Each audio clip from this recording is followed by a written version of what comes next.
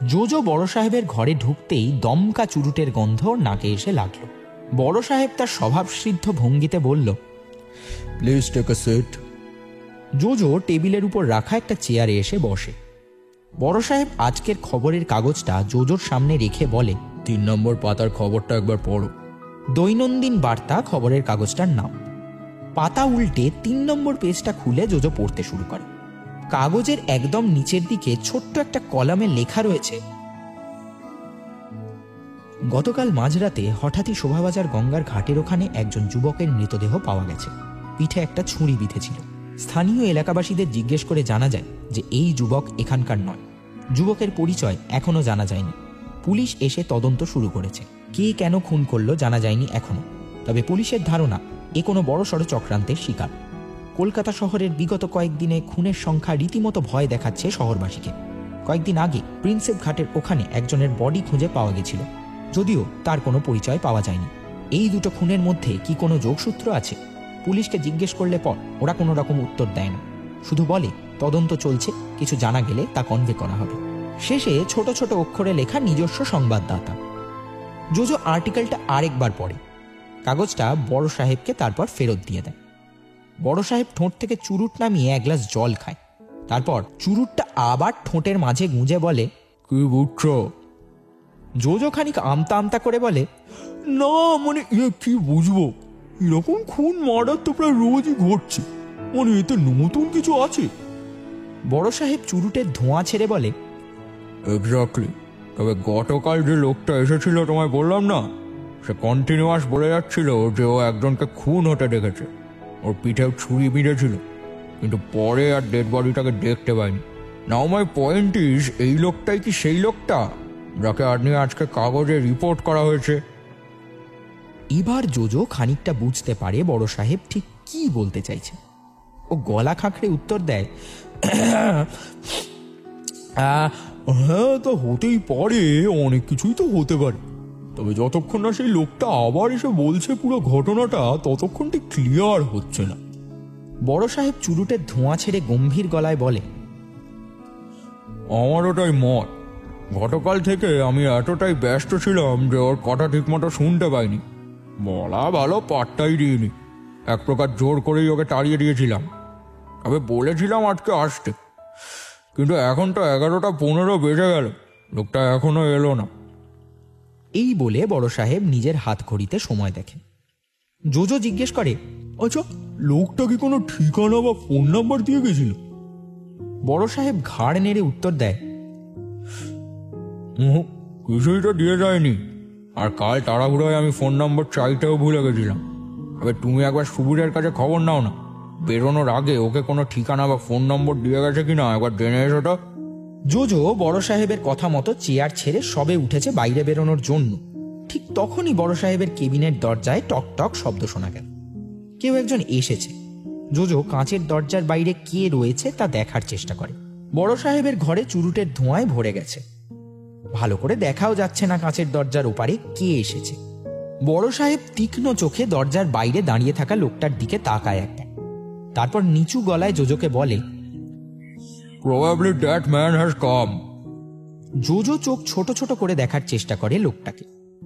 বড় সাহেব ঠোঁটে চুরুট গুঁজেই ওর স্বভাবসিদ্ধ ভারী গম্ভীর গলায় বলে, কাম ইন। লোকটা দরজা ঠেলে ভেতরে ঢোকে। জোজো স্থির দৃষ্টিতে লোকটাকে জরিপ করে নেয় একবার। মধ্যবয়স্ক, মাথায় কাঁচা পাকা চুল, গালে খোঁচা খোঁচা দাড়ি, চোখে মোটা ফ্রেমের চশমা, গায়ে হালকা নীল রঙের একটা শার্ট, খাকি প্যান্ট। লোকটাকে দেখে বেশ ভদ্রলোক বলেই মনে হয়, তবে চুল ঈষৎ উস্কো খুস্কো। লোকটা মুচকি একটু হেসে একটা চেয়ার টেনে বসে। হ্যাঁ বলুন, আপনি তো গতকাল এসেছিলেন। লোকটা ঘাড় নেড়ে বলে, হ্যাঁ আমি সন্দীপ বর্ধন, আমি গতকাল এসেছিলাম। আপনাকে তো বললাম গতকাল সবটা, তো আপনি তো আজ আরেকবার আসতে বললেন। বড় সাহেব চুরুটের ধোঁয়া ছাড়তে ছাড়তে বলল, আপনার কথা ঠিক শুনতে পাইনি। আজ আপনি আরেকবার পুরোটা ব্রিফ করুন। আর ইনি হচ্ছেন আমাদের এজেন্সির একজন ডিটেকটিভ, ডিটেকটিভ জোজো। ওকেই বলুন সবটা। বড় সাহেব জোজোকে দেখিয়ে বলল, তুমি বসো, আর হ্যাঁ আপনি বলুন একদম প্রথম থেকে কি হয়েছে না হয়েছে। সন্দীপ বাবু জোজোর দিকে তাকিয়ে একবার হাসে, তারপর বলতে শুরু করে, হ্যাঁ মানে আমি সন্দীপ বর্ধন, আমি একটা ইন্স্যুরেন্স কোম্পানিতে চাকরি করি। প্রতিদিনই আমার অফিস থেকে ফিরতে ফিরতে রাত হয়। আমার অফিস হচ্ছে চৌরঙ্গির কাছে, মেট্রো সিনেমা হল রয়েছে ওর ঠিক পাশে। আমার ফিরতে ফিরতে রোজ ওই 8টা সাড়ে 8টা বাজে। বিয়ে টিয়ে করিনি, মা বাবাও মারা গেছেন, তাও আজ বহুদিন হলো। একার সংসার, তা বাড়ি ফেরার সেরকম কোনো তাড়া নেই। রোজকার মতো গতকাল আমি ফিরছিলাম। আমার বাড়ি হচ্ছে বিরন স্ট্রিট, তার ঠিক পরেই যে অন্ধগলিটা রয়েছে ওইখানটায়। গতকাল আমাদের পাড়ায় লোডশেডিং হয়েছিল, স্বভাবতই চারিদিকে অন্ধকার হয়েছিল। অন্ধকার বলতে যা বোঝায় ঠিক তাই। আর গরমটাও বিভৎস ছিল। আমি মোবাইলের আলোতে কোনো মতে রাস্তার খানাখন্দ পেরিয়ে বাড়ির দিকে হাঁটছি, আর ঠিক তখনই হঠাৎ আমার পায়ে কিছু একটা ঠেকে। প্রথমে খুব একটা পাত্তা দিইনি, ভেবেছিলাম হয়তো কোনো কুকুর বেড়ালের গায়ে পাড়া দিয়ে দিয়েছি বোধহয়। মোবাইলের আলো নিচে তাক করতেই দেখলুম একটা মানুষের পা। ভালো করে দেখে বুঝলাম একটা মানুষ চিত হয়ে পড়ে আছে, আর তার পিঠের উপর একটা রক্ত। সেই দৃশ্য দেখে আমি তো আতঙ্কে চিৎকার করে উঠি। চারিদিক অন্ধকার, আগেই বলেছিলাম না লোডশেডিং। আশেপাশে কেউ ছিল কিনা তা বোঝারও উপায় ছিল না। আমি তখন এতটাই আতঙ্কিত হয়ে পড়ি, ভয় পেয়ে যাই যে আমি সেই মুহূর্তেই জ্ঞান হারাই। যখন জ্ঞান ফেরে তখন চারপাশে দু একজন লোকের কথাবার্তা শুনতে পাই। আশেপাশে যে দোকানপাট ছিল সেখান থেকে লোকজন এসে চোখে মুখে জল দেয়, জ্ঞান ফেরায়। তো জ্ঞান ফেরা মাত্র চোখ খুলে রাস্তার পাশে তাকাতেই আবারও আঁতকে উঠলাম। কিছুক্ষণ আগেই আমি ওখানে একটা স্পষ্ট ডেড বডি পড়ে থাকতে দেখেছিলাম, যার পিঠে ছুরি বিঁধেছিল।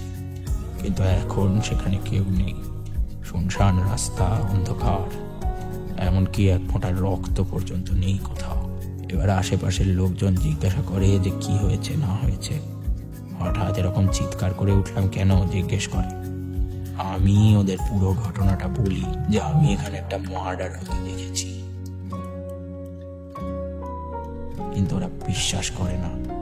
বিশ্বাস না করাই স্বাভাবিক, কারণ আমি ওদের কাউকেই সেই ডেড বডিটা দেখাতে পারিনি। সন্দীপ বাবু একটানা এতক্ষণ কথা বলে থামল। জোজো সবটা শুনে মাথায় সবকিছু নোট ডাউন করে রাখছিল। জোজো এবার সন্দীপ বাবুর দিকে তাকিয়ে বলল, আচ্ছা আপনি বোধহয় গতকালও বলেছিলেন, আজকেও বললেন যে আপনি একটা খুন হতে দেখেছেন, কিন্তু আপনি যে কথাগুলো বললেন সেখানে কিন্তু আপনি খুন হতে দেখেননি, একটা ডেড বডি দেখেছেন, যেটা হঠাৎ করেই হাওয়া হয়ে যায়, রাইট?